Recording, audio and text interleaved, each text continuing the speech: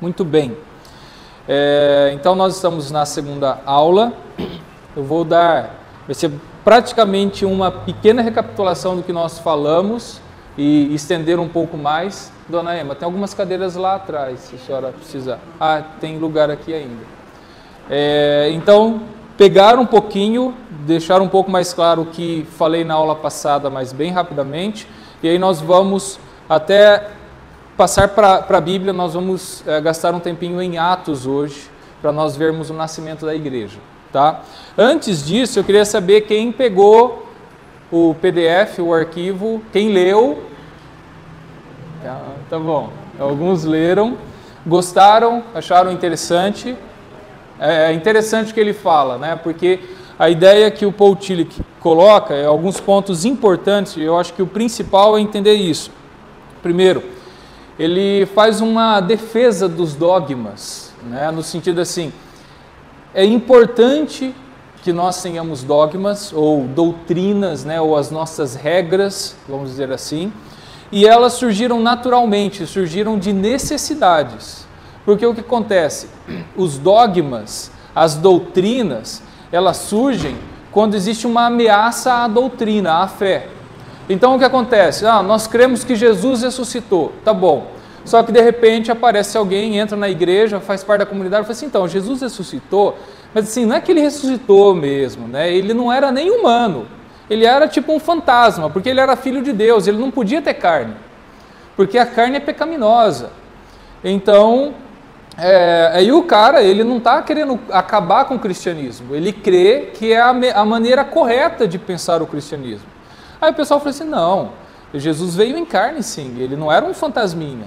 Aí aparecem os debates, aí você tem que engessar, de certa forma, você tem que condensar e falar assim, olha, para todo mundo, se alguém ouviu uma história de que Jesus não veio em carne, a doutrina diz o seguinte, Jesus veio sim em carne. Tá? Então é dessa maneira, tá, que vão surgindo os dogmas, né? É dessa maneira que vão surgindo as doutrinas. Muitas vezes elas surgem por causa de questionamentos do que é a verdade. E aí a igreja ou o grupo principal tem que tomar uma posição. Olha, com relação a esse debate, a essa questão, o ponto principal ou a posição correta é essa. Aí esse é o surgimento de uma doutrina, vamos dizer assim. Enquanto não há questionamento do que está sendo falado na igreja, enquanto não há questionamento do que foi testemunhado a princípio, não há necessidade de se criar uma doutrina, que todo mundo já está de acordo. Então é um pouco isso, tá? E o que acontece? Os dogmas ou as doutrinas, elas acabaram surgindo principalmente quando apareceram debates, questões, questionamentos do que estava sendo ensinado, pregado.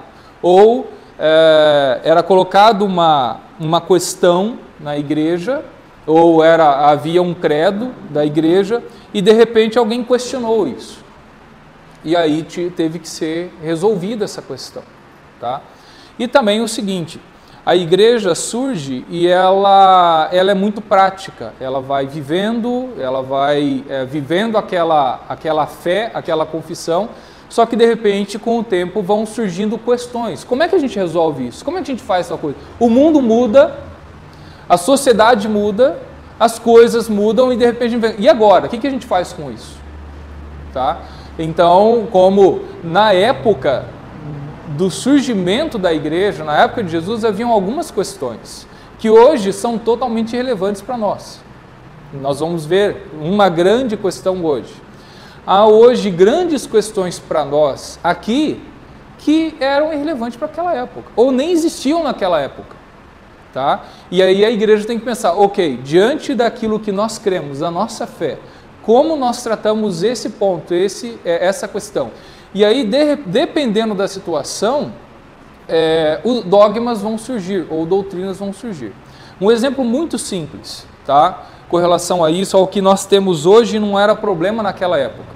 A questão dessa divisão de igreja, eu vou fazer uma divisão muito clara entre pentecostais e não pentecostais. Pentecostais e conservadores, ou reformados, ou não pentecostais. Isso não existia na igreja primitiva. Não existia essa questão nos primeiros anos do cristianismo, nos primeiros séculos. Existia sempre a questão de manifestações dentro da igreja. Paulo teve que tratar isso na carta aos Coríntios, algumas questões, e depois houve outras situações também, tá? Mas não eram questões debatidas, né? Não havia algumas questões. Hoje, por exemplo, né, até a questão do namoro. Não existia namoro naquela época. Tá? Como é que se tratava? Não tinha, isso era inquestionável. Ninguém estava pensando em namoro. Não existia essa situação de estar junto já, andar de mãos dadas, beijar, abraçar, estar junto. Naquela época não existia essa questão. Agora, era uma questão da sociedade, como ela era organizada e como ela é organizada hoje. E como nós devemos tratar essa relação. Assim, naquela época eles eram muito mais santos e faziam tudo muito mais certo, né? Então, mas naquela época havia politeísmo, poligamia. Havia poligamia. O Novo Testamento não fala nada sobre se casar com mais de uma mulher. Fala só que o presbítero tem que ser marido de uma só esposa.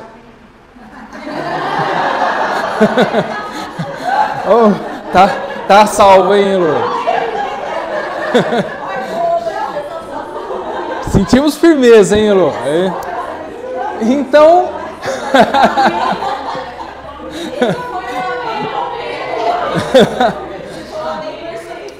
Exatamente. Agora, o que acontece? Essa não é nenhuma questão religiosa hoje, nem a sociedade nossa permite a poligamia. É contra o Estado brasileiro a poligamia. O Estado não permite, não é nem questão religiosa. Tá? Agora, era uma situação na época que eu até preciso estudar um pouco mais, saber se tem algo mais. O Novo Testamento não fala nada. Naquela época ainda havia, e até pelo fato de dizer que o presbítero tem que ser marido de uma só mulher, você pode interpretar. Então quer dizer que os outros podem? Então, sim. Então, resolvido, né? Exato, Então, o que acontece? E aí, olha como a gente pode criar uma heresia, né? Não fala nada de pastor, hein? Né?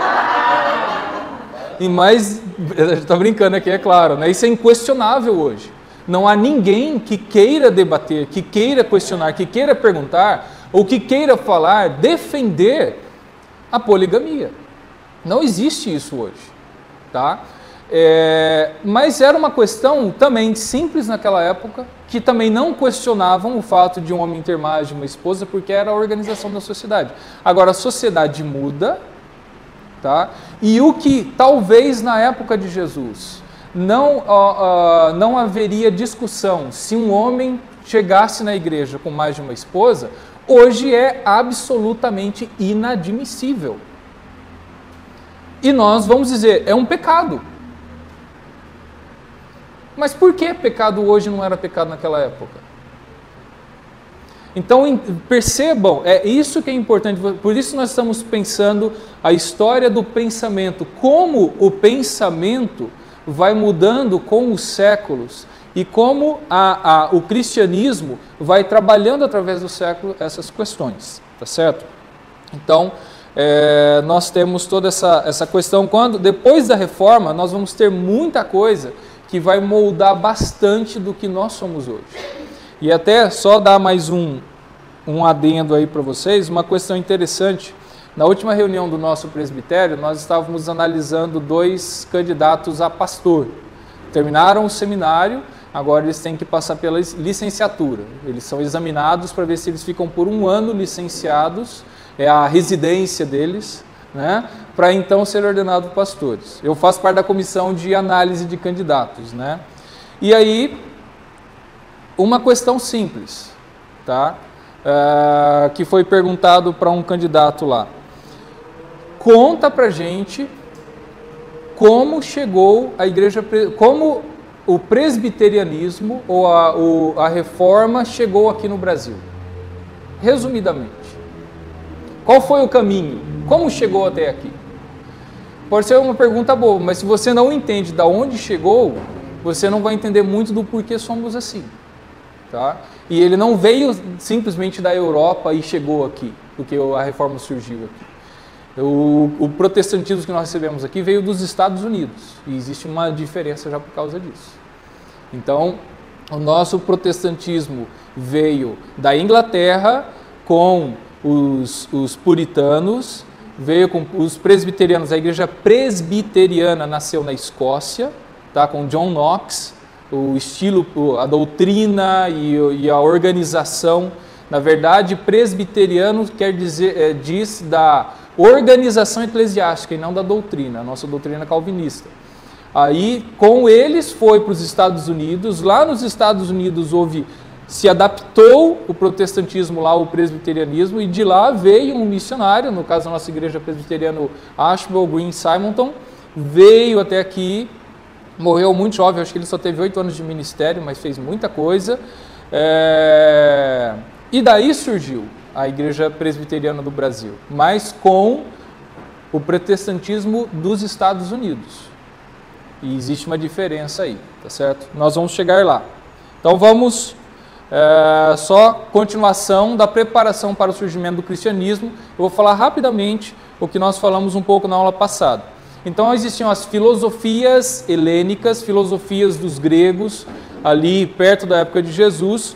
Algumas delas são o ceticismo, questionamento das tradições, questionamento da vida em si, do sentido dos valores, traz um pessimismo, uma crítica ao que é absoluto, ao que é verdade, criticava esse monte de mito, eles questionavam essa mitologia grega toda, questionavam a forma como o mundo via, eles estavam questionando a vida, o mundo todo. Tá? Eles eram céticos, por isso nós temos o termo cético até hoje, o ceticismo. Tá? Uma muito importante é a tradição platônica, porque em Platão e os seguidores de Platão, eles vão levantar conceitos que inclusive até hoje nós de certa forma adotamos e influenciou o mundo da época e consequentemente o cristianismo. Por exemplo, o mundo material não possui os valores reais do mundo essencial. Nós temos os resquícios disso muito forte até hoje, e isso faz parte do cristianismo até, mas o que a gente está mostrando aqui antes do surgimento do cristianismo já havia essa visão no mundo, de que o quê? O mundo material, o mundo físico, ele é mal, e aí existe um problema, até teve que acertar doutrinariamente isso no cristianismo. Ele não é bom. O que é bom, o que é certo é um mundo essencial, que no cristianismo nós vamos dizer o mundo espiritual. Tá? Então, existe um mundo essencial, Deus, o mundo celestial é o mundo certo. Nós estamos num mundo mau. O mundo físico ele não é bom. Tá? A alma está aprisionada no corpo. É preciso se livrar do mundo material para ascender ao mundo essencial. Isso está impregnado no cristianismo, existe inclusive até hoje, a gente tem distorções disso dentro da igreja, tá? Porque a nossa doutrina não fala exatamente isso, porque existe um problema aí, a gente vai falar agora, deixa eu só terminar aqui com o Platão. A providência divina nos livros do destino fatalista. Então Platão ou os platônicos, aí eles falaram também sobre a providência divina, de que nós não estamos jogados num fatalismo. A vida não é um fatalismo, mas Deus intervém, Deus tem um plano no mundo e tudo mais. Tá? Existe a providência divina em todas as coisas. Então os platônicos falaram isso. E o Deus Supremo em Aristóteles, coloquei a página aí em que eles falam aqui,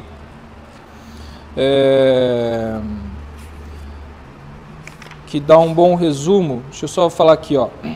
Vocês terem uma ideia do que os filósofos gregos já estavam falando. O quinto elemento oriundo da tradição platônica veio de Aristóteles. O divino é forma sem matéria, perfeito em si mesmo. E só de falar isso, é forma sem matéria, já é uma coisa que mudou o mundo da época, porque se olhar para o mundo do Antigo Testamento, para o povo do Antigo Testamento, Deus está lá no céu, na habitação dele, só que o pessoal está olhando uma coisa física. Deus é um ser físico, ele está num lugar físico, tá? Ele não é um espírito. O pessoal via Deus como um ser físico, vamos dizer assim. Então, quando Aristóteles vem colocar, não, Deus não tem matéria, tá? Então, está mudando o conceito, e tudo isso está no Novo Testamento, tá? É a ideia mais profunda de Aristóteles. Deus, a forma mais perfeita, movimenta o mundo, não casualmente empurrando de fora, mas atraindo todas as coisas finitas para si mesmo por meio do amor. Apesar de sua atitude aparentemente científica sobre a realidade, Aristóteles desenvolveu um dos mais importantes sistemas de amor. Entendia que Deus, a forma suprema, ou ato puro, como o chamava, move todas as coisas ao ser amado por todas as coisas. A realidade toda deseja se unir à forma suprema para se livrar das formas inferiores em que vivem, na escuridão da matéria. Mais tarde, o Deus aristotélico, forma suprema, entrou na teologia cristã e exerceu tremenda influência sobre ela. Então, o mundo da época estava sendo transformado por essas visões, essas filosofias, que quando Jesus chega e quando surge a igreja, o mundo já via diferente, essas coisas diferentes do Antigo Testamento, da época do Antigo Testamento, não do Antigo Testamento, né? E aí, e até o que a gente fala, Jesus veio no momento em que o mundo já estava preparado para entender a mensagem dele. É dessa forma que a gente entende, né? Mas veja que esses filósofos estão falando essas coisas, tá? O estoicismo, que é o que fala do Logos, existia o Logos, a palavra, que foi o que formou o mundo, que fez todas as coisas. E é por isso que João vai usar, no princípio era o Logos, e o Logos estava com Deus, e o Logos era Deus. Tá? Todas as coisas foram feitas por meio dele, sem ele nada do que foi feito se fez. João está pegando um conceito filosófico grego e dizendo, isso aí que vocês estão falando que foi o que criou o mundo, que é a palavra de Deus, é Jesus.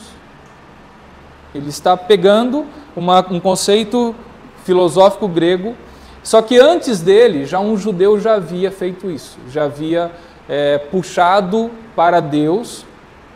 O ecletismo, só mais um, tá? Era um outro grupo filosófico que quis juntar o que era de melhor na filosofia clássica e aplicar para a sociedade. Por exemplo, o temor a Deus, o temor de que há um mundo vindouro e tudo mais, e a organização da sociedade. Eu não vou gastar tempo com isso, tá? Aqui no período intertestamentário, de novo, o período entre o último livro do Antigo Testamento até a vinda de Jesus, tá? A mudança para um Deus mais abstrato, até juntando aquilo que nós vimos na filosofia dos gregos, Deus não é um ser físico que está lá, mas é algo mais abstrato, ele é um espírito, tá? Então esses conceitos foram mudando do Antigo Testamento, e aí que é uma coisa que nós não vamos ter tempo aqui, mas você vê o Deus do Antigo Testamento, o Deus que aparece a Abraão, que você já tem antropomorfismo, né? Deus na forma de homem. O que você tem lá com Abraão? Abraão vê que vem 3 homens até ele. Quem são esses 3 homens? Deus e 2 anjos. Tá? Você vê, e Deus senta e come com Abraão. E conversa com Abraão. E mais do que isso, você vê Deus falando assim, então, eu ouvi falar que Sodoma e Gomorra, que está terrível a coisa lá. Então eu desci aqui para ver se é verdade. Então, Deus não é soberano, Deus não é onisciente, onipotente, e por que ele tem que descer e ir até lá? É onipresente, porque ele tem que descer em forma de ser humano e ir até lá. É um conceito daquela época, está passando uma verdade. Agora, esse Deus que poderia assumir forma humana ali em Abraão, com o tempo, né, na teologia isso foi mudando, e aí não, no Novo Testamento é inadmissível o Deus Pai descer e começaram a falar, ou ser Jesus e tudo. A teologia vai mudando, Deus não muda, tá? Não é que Deus mudou mais. Ele se revelou numa época, da forma como aquelas pessoas daquela época poderiam entender ele. e ele se revela em outras épocas de outra maneira em que ele poderia ser entendido. Tá? Não é que Deus mudou ou que coisas foram inventadas, é que Deus foi se revelando de acordo com como os seres humanos daquela época podiam entender a revelação dele. Tá? Então é isso que é importante entender. Deus não ia chegar assim, Abraão, porque você não está entendendo quem eu sou, e assim, você não sabe, eu sou onipotente, onisciente, onipresente, tá? Daí, o que você está falando? O que são esses termos? O que você está querendo dizer? Então Deus não está falando assim, vem aqui, eu vou te dar uma aula de teologia sistemática da igreja presbiteriana, para você entender muito bem quem eu sou, aí depois eu vou te explicar o que está acontecendo aqui. Deus está trabalhando na vida de Abraão, Deus não está preocupado em ficar dando a teologia reformada nossa, ele tem uma revelação para Abraão. Deus está ensinando Abraão, e da forma como Abraão pode entender ele. Então, é muito fácil chegar e falar assim, cientificamente não é possível isso ter acontecido, e Deus ter aparecido em forma humana e falado com Abraão. Quem é você para questionar a forma como Deus se revelou há milhares de anos atrás, que você nem tem ideia realmente de como funcionava a sociedade? Então a gente precisa ser um pouquinho mais humilde e entender a revelação de Deus e aceitar a revelação de Deus como ela está sendo apresentada para a gente. Porque ela tem uma mensagem e ela foi passada a Abraão, Abraão entendeu a mensagem e hoje nós podemos entendê-la também. Tá? Então, um Deus abstrato, as coisas vão mudando. O Messias, até Isaías, até os antigos profetas, vai vir uma pessoa e vai estabelecer um reino físico aqui, um mundo físico, ele vai dominar, Israel vai dominar e vai dominar sobre todas as nações. Essa era a visão do Messias, era um líder militar, que inclusive quando Jesus veio, não era esse o problema dos discípulos? Né? Os discípulos achavam que Jesus, ele era um líder militar, ele ia criar uma revolta, tá? E com essa revolta eles iam tirar os romanos de Israel, e depois Israel ia se levantar e acabar com o Império Romano e dominar o mundo todo. Os discípulos esperavam isso. Então, eles esperavam, quando Jesus fala, nós vamos para Jerusalém, beleza, estamos chegando lá. Os dois, Tiago e João, pedem o quê? Quando o Senhor chegar lá, né? Permita que nós sentemos um à sua direita e um à sua esquerda. Porque quando o Senhor for rei de Israel, permita que nós sejamos, né? E aí Jesus foi meio, eu vou falar uma heresia, foi malvado com eles, né? Porque ele falou assim, vocês podem tomar o cálice que eu tenho para chegar aí? Sim, a gente toma. Bom, então vocês vão tomar, mas eu não garanto que vocês vão conseguir o lugar. Vocês não vão conseguir. Entendeu? Vocês vão tomar, mas vocês não vão ter o lugarzinho à minha direita e à minha esquerda. Não é por aí. Né? Morreram por causa de Cristo. É claro que depois eles entenderam o que estava acontecendo, mas até a morte e ressurreição de Jesus, eles ainda achavam que Jesus era um líder militar. E aí que vai mudar no Novo Testamento. Tá? Filon era um judeu, filósofo, que pegou muito da filosofia grega e adaptou-a, interpretou ao judaísmo. E aí ele já fala do Logos, que é, na verdade, uma essência de Deus. Tá? E ele vai falar que é até o Filho de Deus. E aí o cristianismo vai falar, é Jesus. Esse é Jesus. Tá? Outra coisa interessante, Deus e o mundo dos seres celestiais bons e maus, anjos e demônios. Você vê muito no Novo Testamento, com Jesus. Você não vê possessão demoníaca no Antigo Testamento. Você não ouve falar de demônios no Antigo Testamento. De novo, revelação progressiva. As coisas vão mudando com o tempo. Ou não havia ênfase. E principalmente, no evento Jesus, você pode interpretar assim. Aí as hostes demoníacas foram se manifestar para tentar atacar Jesus, atacar a igreja. Você tem uma série de coisas que você pode ver nesse sentido, mas anjos e demônios, você não vê possessão demoníaca no Antigo Testamento. Não se fala disso. Mas quanto se fala no Novo? Muito nos Evangelhos, em Atos. Tá? Então você vê a mudança das coisas. Né? Escatologia, ou o fim dos tempos. Era uma visão de fim dos tempos não tão universal quanto, e fim dos tempos para os judeus também era assim, no fim dos tempos nós vamos reinar sobre todo o mundo e vamos ser um reino eterno assim, a gente vai mandar no mundo para sempre. E não a visão de que esse mundo vai ser destruído e vamos para o céu, porque para o judeu até certo ponto, ir para o céu era inadmissível. Quem vai para o céu? O céu é a habitação de Deus, a gente vai ficar aqui na terra. Não tem essa ideia de céu, tá? O Novo Testamento vai mudar toda essa visão mais claramente, tá? Vamos caminhar. Metodologia do Novo Testamento. Então o Novo Testamento recebe essas filosofias e trabalha elas, e adapta e transforma o pensamento da época, falar, isso que vocês dizem dessas coisas, está em Jesus, está aqui. Alguém lembra uma adaptação muito boa que Paulo fez no livro de Atos?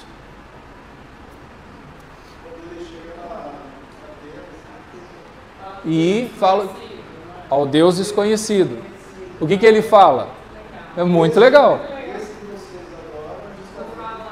Esse altar aí desse Deus desconhecido, é dele mesmo que eu quero falar. Eu conheço ele.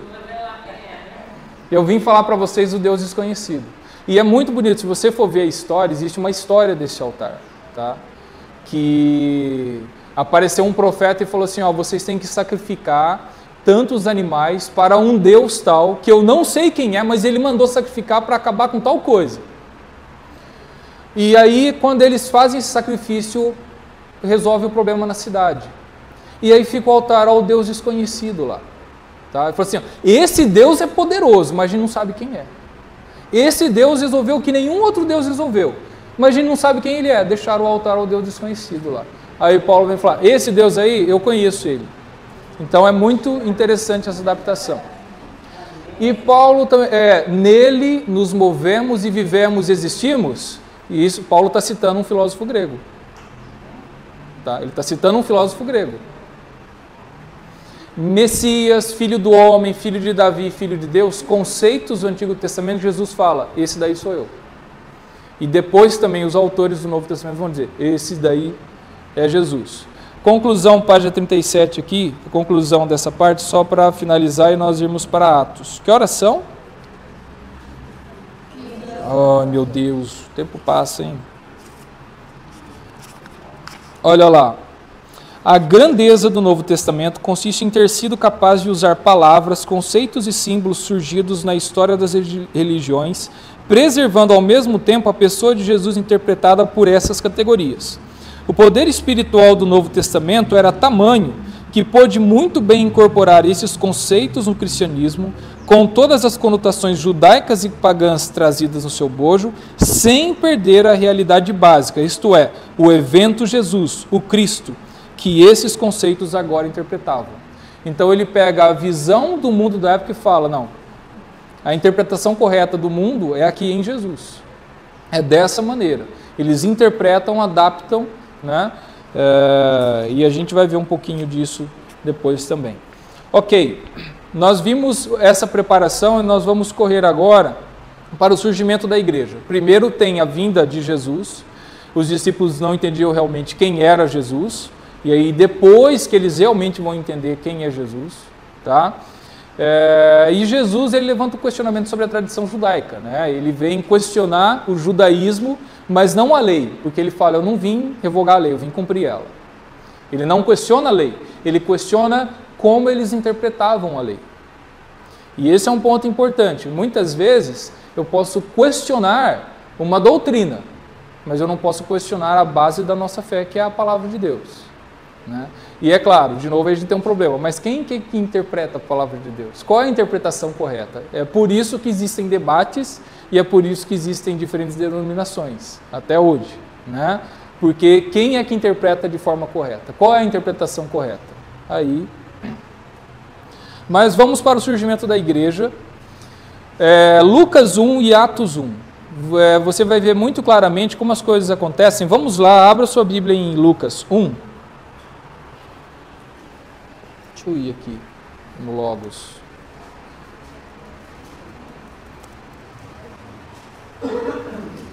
Olha só, uma coisa que eu gostaria que vocês percebessem. Deixa eu deixar um pouco menor aqui. Olha o que Lucas vai falar para a pessoa a quem ele está endereçando, né, o Teófilo. Visto que muitos houve que empreenderam uma narração coordenada dos fatos que entre nós se realizaram, conforme nos transmitiram os que desde o princípio foram deles testemunhas oculares e ministros da palavra, igualmente a mim me pareceu bem, depois de acurada investigação de tudo desde sua origem, dar-te por escrito, excelentíssimo Teófilo, uma exposição em ordem, para que tenha certeza das verdades em que foste instruído. É interessante essa introdução que Lucas faz. Ele está escrevendo então para o excelentíssimo Teófilo, por causa desse excelentíssimo, esse Teófilo deveria ser um cara em algum cargo no governo, né? Mas o texto não explica quem ele é. Mas Lucas está falando assim, olha, nós temos muitas testemunhas, já escreveram, Lucas está falando, já conhece textos escritos sobre o que aconteceu, sobre esses eventos. Jesus, ele foi um evento. Jesus apareceu, ele veio, viveu, morreu e ressuscitou. Aconteceu esse evento. A igreja surge por causa desse evento, tá? E eu estou falando evento para separar de doutrina, tá? Não surgiu uma doutrina, surgiu um evento.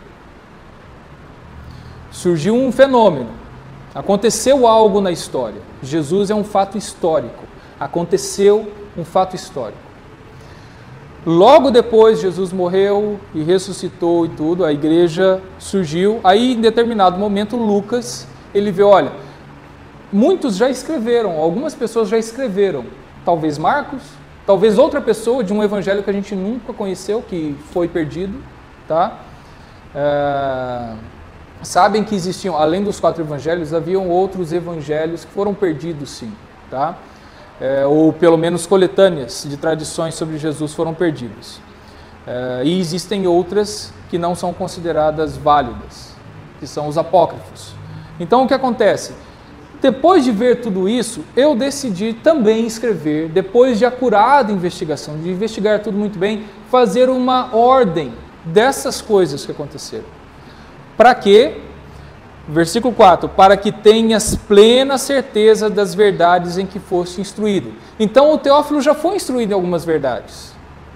Só que era tudo passado verbalmente, explicada. Era uma tradição, um evento explicado, passado de boca a boca. Explicado numa reunião, mas não existia livro, não existia nada escrito. Tá? Foi com o tempo escrito que daí Lucas viu e ele decidiu escrever um também. Então, eles decidiram escrever para que ele tivesse certeza dessas coisas, para que ele conhecesse mais claramente. Aí nós vamos para Atos 1. Vamos lá. E aí o que acontece? Escrevi o primeiro livro, ó Teófilo, o excelentíssimo some daí. Aí a teoria é, Teófilo se converteu, se tornou um irmão na fé, e de repente Lucas já se sentiu mais à vontade de chamar ele só de Teófilo, não de excelentíssimo, né? Então eu escrevi o primeiro livro relatando todas as coisas que Jesus começou a fazer e ensinar, até o dia que, depois de haver dado o mandamento por intermédio do Espírito Santo aos apóstolos que escolhera, foi levado às alturas. A esses também, depois de ter padecido, se apresentou vivo com muitas provas incontestáveis, aparecendo-lhes durante 40 dias e falando das coisas concernentes ao reino de Deus. E comendo com eles, determinou-lhes que não se ausentassem de Jerusalém, mas que esperassem a promessa do Pai, a qual disse ele, de mim ouvistes. Porque João, na verdade, vos batizou com água, mas vós sereis batizados com o Espírito Santo não muito depois desses dias. E aí, vai falar também da ascensão de Jesus, tá certo?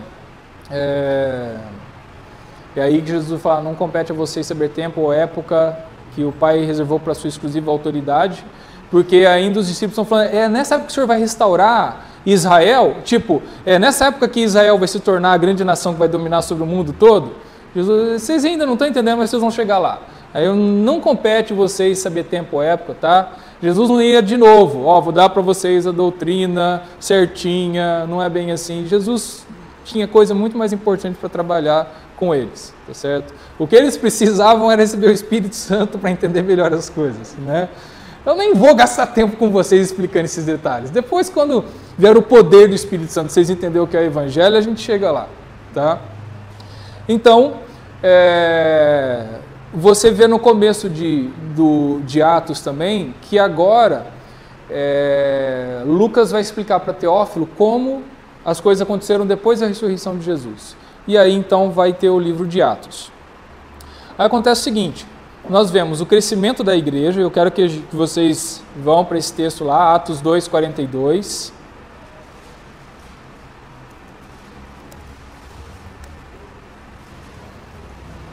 O que a igreja fazia? Como era uma igreja naquela época? Em primeiro lugar, tomem um cuidado, existe uma facilidade muito grande, existe sempre uns movimentos assim, nós precisamos voltar para a igreja primitiva, porque parece que a igreja primitiva ela era a igreja mais perfeita, ela era perfeita, e a gente vai até ver em Atos que não era perfeita, tinha os seus problemas, então nós precisamos sim olhar para a igreja primitiva, né? Mas tem que entender também a situação deles. E perseveravam na doutrina dos apóstolos e na comunhão, no partir do pão e nas orações. Em cada alma havia temor e muitos prodígios e sinais. Aqui, 46, que não vai dar tempo de a gente ler tudo. Diariamente perseveravam unânimes no templo, partiam pão de casa em casa e tomavam as suas refeições com alegria e singeleza de coração. A igreja até esse momento era só uma igreja judaica, ela era só estava em Judá, praticamente só em Jerusalém, tá? Então estava só ali. O pessoal se reunia no templo, que depois no ano 70 depois de Cristo foi destruído, mas além da reunião no templo, e jejuavam e oravam, e perseveravam na doutrina de quem? Dos apóstolos. O que eles tinham era o testemunho dos apóstolos, a palavra dos apóstolos. Tá? E aí, de novo, eles se reuniam em casas, não em templos, tá?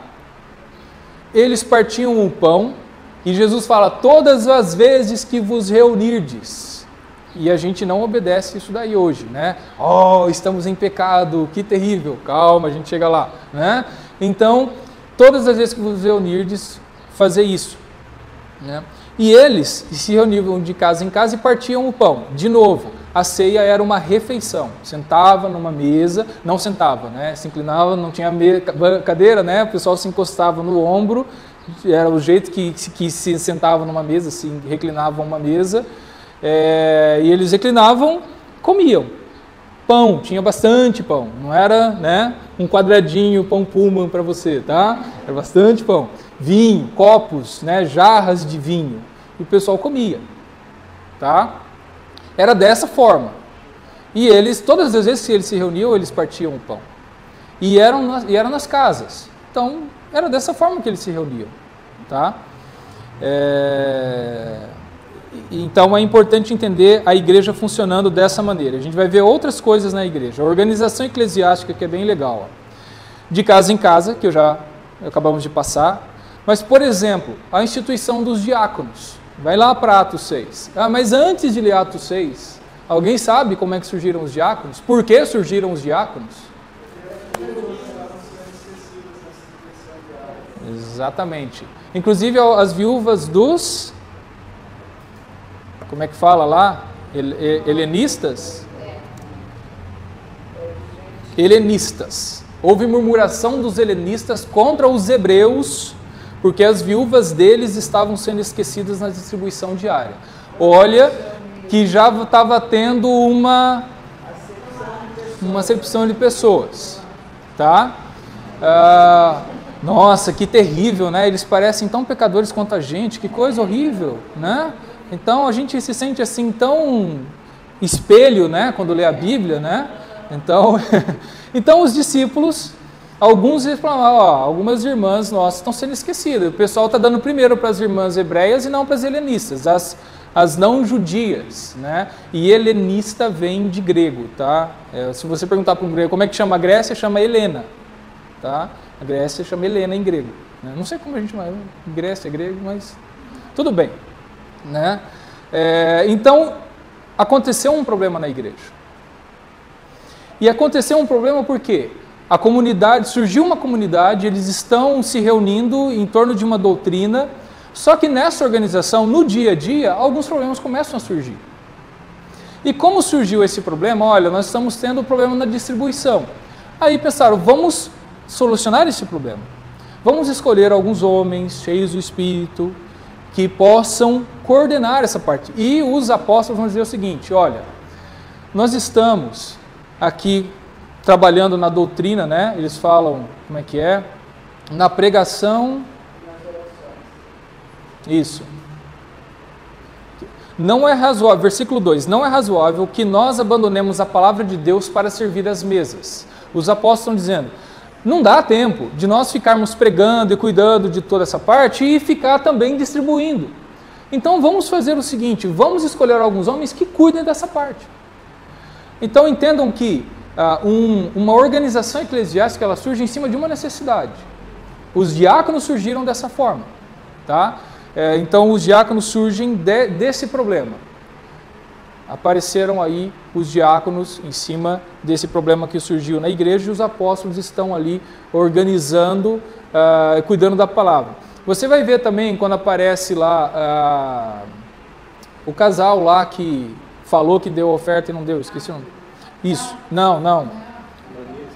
Ananias e Safira, muito obrigado. O Ananias e Safira, o que o pessoal, inclusive antes de Ananias e Safira, primeiro mostra Barnabé. Fala de Barnabé que foi um homem que deu oferta, mostrando ele como um homem exemplar. Daí vai mostrar Ananias e Safira como alguém que dá oferta e não é exemplar. E aí o Lucas está organizando ali para o pessoal entender o que está acontecendo. Agora, o que acontece? Onde eles depositavam o dinheiro? Aos pés dos apóstolos. Então, ficavam na mão dos apóstolos. Tá? Como é que eles organizavam isso? Então, entenda que a igreja surge e eles têm que começar a resolver a organização deles. Tá certo? E o que os apóstolos faziam com o dinheiro? O texto está dizendo também, distribuíam a quem tinha mais necessidade. E Atos é muito mais poderoso, que fala assim, e os apóstolos pregavam com toda a autoridade, Deus abençoava, porque não havia nenhum necessitado entre eles. Olha a condicional que o texto coloca. Os apóstolos tinham poder e autoridade do Espírito Santo, porque na comunidade ninguém estava passando necessidade. Leia o texto que você vai ver que é dessa forma que é colocado. Isso é um grande questionamento para nós hoje. Será que falta poder para a gente? Será que é porque a gente não está cuidando dos mais necessitados? Nós temos que nos questionar. É bom a gente se questionar, porque se nós estivermos errando nisso, a gente vai corrigir. Precisamos ter coragem de nos questionar. Tá? Então, vamos adiante. Os diáconos. E agora os presbíteros. A palavra presbítero aparece primeiro em Atos 11:30. Presbítero como autoridade, como organização. Tá? É a primeira vez que aparece aí. Só que olha como aparece. O que eles com efeito fizeram enviando-o aos presbíteros por intermédio de Barnabé e Saulo. Atos não explica como é que surgiram os presbíteros. O Novo Testamento não explica como é que surgiram os presbíteros. E nem explica muito claramente, em detalhes, qual é a função deles. Ou como se elegiam os presbíteros. Tá? Nós vamos ter Paulo lá em Timóteo, onde nós temos bastante material sobre os presbíteros e também sobre os diáconos, sobre os critérios para se tornar um presbítero ou diácono. Mas mais um texto, tá? 14:23, que é algo importante aqui, ó. Atos 14:23, que vai falar de eleição, ó. E promovendo-lhes em cada igreja a eleição de presbíteros, depois de orar com jejuns, os encomendaram ao Senhor em que haviam crido. Então, aí falando dos apóstolos, que eles iam nas igrejas, tá? Fortaleciam, e contando que em cada igreja eles votavam, eles elegiam presbíteros. Tá? A ideia que existe é a seguinte: presbítero era o dono de uma casa em que uma igreja se reunia. Então, na verdade, é o seguinte: a eleição de um presbítero é a eleição de em que casa nós vamos nos reunir. O dono da casa tem que ser alguém de autoridade, alguém de respeito, alguém realmente irrepreensível para nós nos reunirmos na casa dele. A ideia que havia inclusive hoje eu peguei um livro, esse aqui é um livro muito bom para quem tiver curiosidade para saber sobre documentos da igreja cristã. Aqui são documentos, por exemplo, são textos de pessoas que escreveram as 95 teses de Lutero, estão aqui, tá? Sobre a perseguição de Nero. Então, um autor romano falando sobre Nero perseguir, ele fala de uma seita. Essa seita é o cristianismo. Ele só cita aquela seita. Ele está falando aquela seita, tá? Então aqui há outros documentos que vão falar daquela época, de que algumas coisas como aconteciam. Mas aí você tem os presbíteros, que aparecem 2 vezes, já fala que havia eleição de presbíteros, mas não é detalhado exatamente o que acontecia. Tá certo?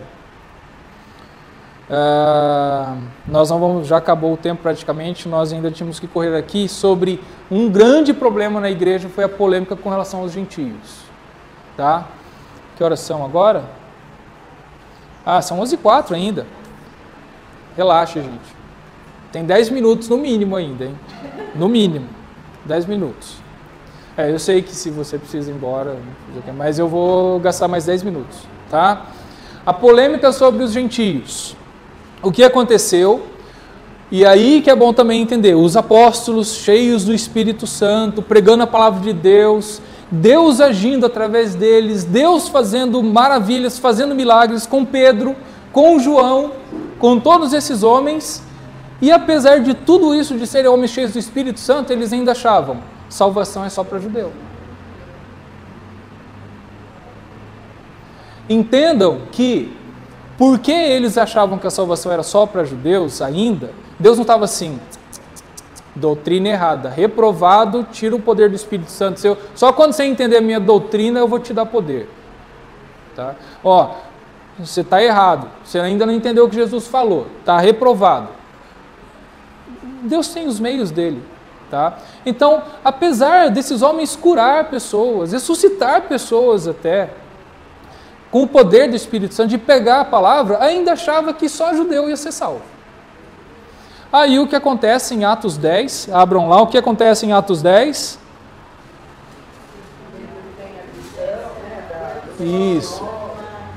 Isso, lençol cheio de animais, porque tem um centurião chamado Cornélio, que tem uma visão e Deus fala, olha, vai lá e manda alguém ir lá em tal cidade, chama um cara chamado Pedro, ele vai vir aqui e vai falar para você a verdade, o caminho. Aí o Pedro chega e muito simpático, muito gente boa, muito legalzinho, ele entra e fala assim, bom, vocês sabem que eu sou judeu, eu não entro em casa de não judeu como vocês são, né? Porque vocês são imundos e eu não sou. Mas fazer o quê? Deus mandou eu vir aqui, eu vou falar para vocês. Né? Então ele foi super legal, assim, ele já começou, né? Aí ele começou a pregar. E ele começa a pregar, o Espírito Santo vem sobre o povo. E aí ele tem que batizar o pessoal. Daí ele fala assim, aquela visão do lençol e Deus fala para eu comer os animais imundos. Agora está fazendo sentido. Aí, Atos 11. Olha que interessante.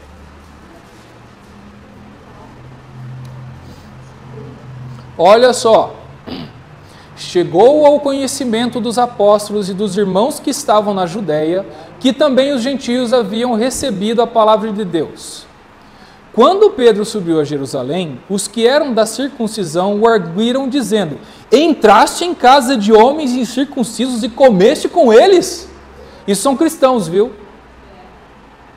Pessoal da igreja chegou para o Pedro e falou assim, você entrou em casa de gente incircuncisa? Você entrou na casa de um não-judeu e comeu com ele? Apedreja. Certo? E aí, então Pedro passou a fazer uma exposição contada e ele conta o que aconteceu. Tá? E guardem esse daí, os que eram da circuncisão. Tá? Esse é um grupo dentro da igreja, durante toda a igreja primitiva havia esse grupo, e esse grupo dá muita dor de cabeça para Paulo.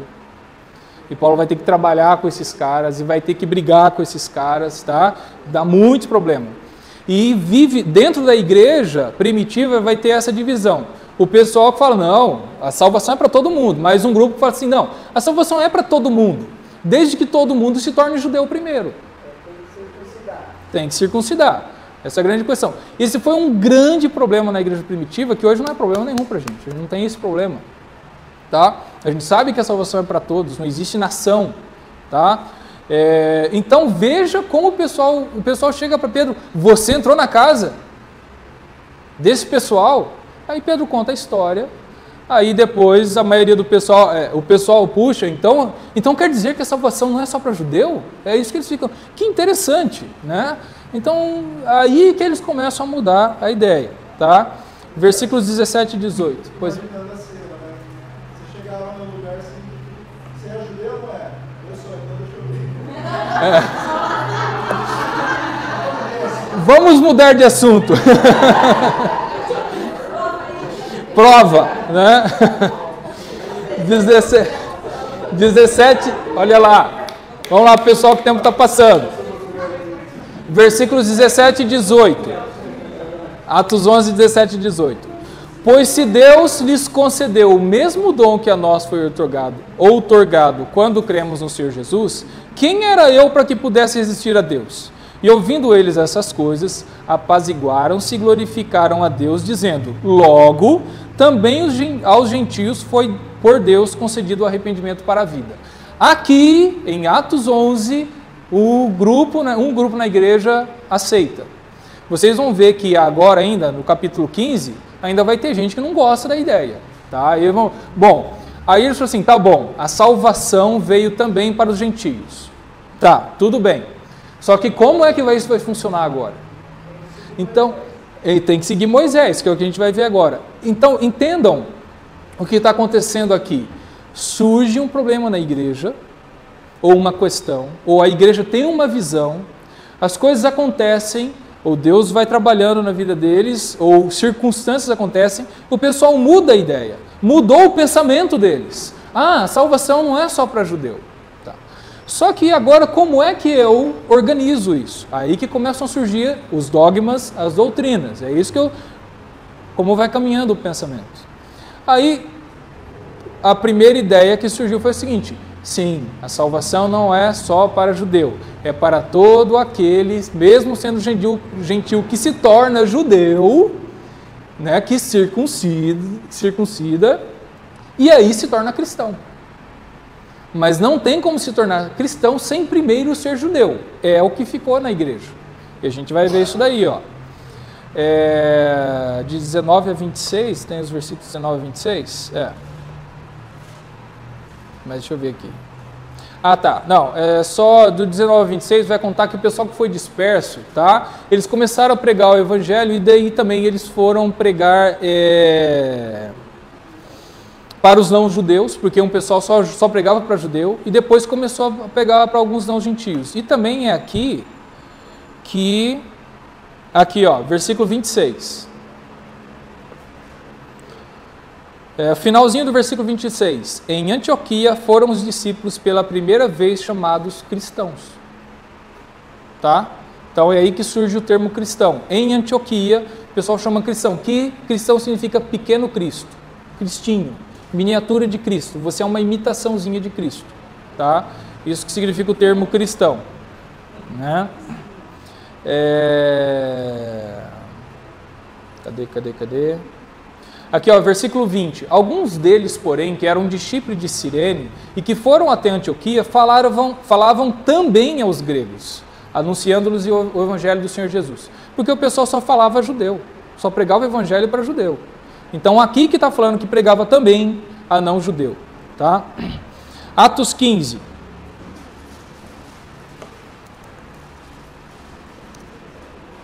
A controvérsia sobre a circuncisão de gentios. Tá? Aí que surge então uma história, o que acontece com Paulo, que Paulo estava pregando o evangelho, muita gente se convertendo, daí quando ele chega em Jerusalém, na verdade, não, ele não chegou em Jerusalém, já em outro local, teve uma briga com o pessoal lá, que falou assim, não, você está batizando gente sem eles serem circuncidados primeiro, tem que circuncidar. Paulo, não tem que circuncidar, acabou a lei. Não, tem que circuncidar. Virou uma discussão, vão lá para Jerusalém, que tem os líderes da igreja dos apóstolos, e aí nós vamos resolver isso daí lá. Outra coisa, veja a mudança do pensamento. Jerusalém foi instituída como capital da fé cristã. Outra coisa interessante que vai surgir aqui, quem é o líder da igreja? Quem se torna o líder da igreja nessa época? Tiago, o irmão de Jesus, que nos evangelhos não era nem convertido, não era nem apóstolo. E agora ele se aparece aqui como o líder da igreja. Como líder, não estava falando assim, ele é o chefão de tudo, mas ele é o que dirige a assembleia.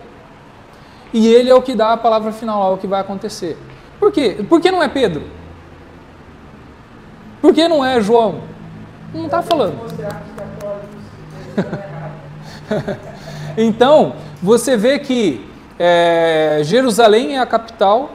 O pessoal vai resolver a questão, vamos lá para a capital ou para onde estão os líderes da nossa nova comunidade e resolver isso daí. O que eles falarem, aí eles reúnem, Paulo e Barnabé vão contar o que eles fazem, o que acontece, vão defender. Olha, a gente está pregando o evangelho, vem o Espírito Santo, como é que a gente não vai batizar? Como é que a gente vai falar, não, você já tem o Espírito Santo, mas tem que se circuncidar primeiro?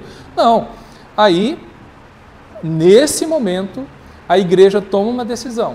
Não, olha, não precisa circuncidar.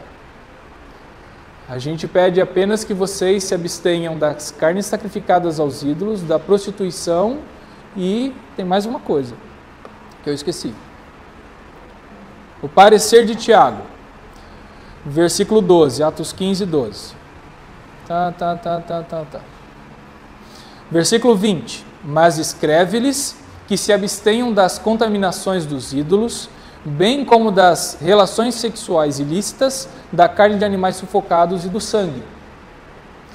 Outra coisa, uma resolução da igreja que já não é questão nossa. Você come carne de animais sufocados, tá? Nós não temos a questão de carne, de que tipo de carne nós comemos. Ainda era uma questão. De novo, veja a mudança do pensamento. Não precisa circuncidar, mas é bom vocês guardarem algumas coisas. Tá? Relações sexuais ilícitas não é questão pra gente. Tá? Contaminação dos ídolos, seguir outros ídolos, não é questão pra gente. Mas e carne sufocada? Porque para o judeu, você tem que sangrar totalmente o animal, tirar todo o sangue para comer a carne dele. Né? E não estrangular um animal sem tirar todo o sangue dele.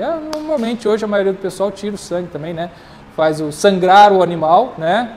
No pescoço dele para sair o sangue, mas você não sabe que carne você come. Tá? Isso não é questão para gente. Só que naquela época, naquele momento, a igreja determinou que os não-judeus, como os judeus já faziam, se abstivessem, não sei se falei a palavra errada, né? De carne de animais sufocados, tá? Não comessem sangue, como tem gente que come chouriço, que pecado terrível, né? Pecado para mim é comer buchada de bode, isso é pecado, isso é um pecado terrível, inaceitável. Então entendam isso, tá? Gente, vocês têm mais 5 minutinhos? 5 minutinhos? Tá bom. Então vamos para Gálatas 2:11. Olha o que acontece em Gálatas 2:11. Olha como a coisa estava complicada ali.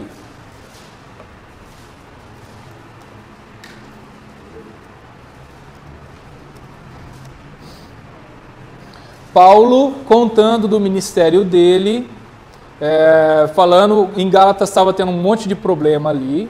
Agora olha, quando porém Cefas veio a Antioquia, quem é Cefas? Pedro, muito bem. Quando porém Pedro veio a Antioquia, resisti-lhe face a face, porque se tornara irrepreensível. Com efeito, antes de chegarem alguns da parte de Tiago, olha só que interessante, antes de chegarem alguns da parte de Tiago, lá de Jerusalém, antes de chegarem em Antioquia, comia com os gentios. Quando, porém, chegaram, afastou-se por fim e veio apartar-se, temendo os da circuncisão, que é os que vieram da parte de Tiago. Tá? E também os demais judeus dissimularam com ele, a ponto de o próprio Barnabé ter se deixado levar pela dissimulação deles. Quando, porém, vi que não procediam corretamente segundo a verdade do Evangelho, disse a Cefas, na presença de todos, né? Paulo, vamos limpar a roupa suja aqui mesmo, né? Se sendo tu judeu, vives como gentio e não como judeu, por que obrigas os gentios a viverem como judeus?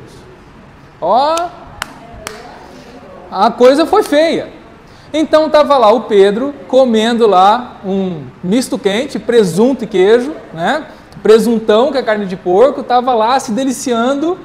De repente chega o pessoal de Tiago, não é nada, né? Aí o Paulo percebe, pô.